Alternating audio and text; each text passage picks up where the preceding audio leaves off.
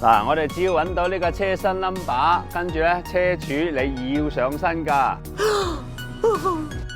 近啊，好多 fans 啊寄啲信俾我，佢話：喂 Pierre， 我最近收到政府呢封信啊，叫我做乜嘢？佢咧就係個前車主，咁啊三邊咧放咗2年，咁以前咧就自動就取消嘅，而家就唔得啦。你好，我係 Pierre， 今日講緊啊，如果你將呢啲廢車放喺街嗰度咧，以前咧2年咧政府咧就將你取消咗，自動取消，而家就唔得啦。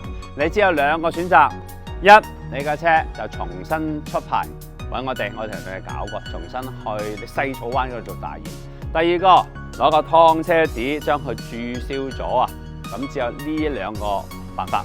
嗱係啦，咁咧你而家嘅計劃啦，一係咧你就將你嘅車咧就攞去做出牌，重新去驗車，做翻個大驗，咁啊攞翻個續領翻個牌費。第二個你就攞劏車紙，咁就將佢做翻個取消。係啦，其實咧政府咧為咗咧冇咁多嘅死車啊放喺嗰啲骨位啊，放喺路邊啊咁樣樣，希望咧將呢啲咁嘅車盡快車主自己處理。咁啊政府其實佢點樣揾到咧？嗱，你過嚟睇睇。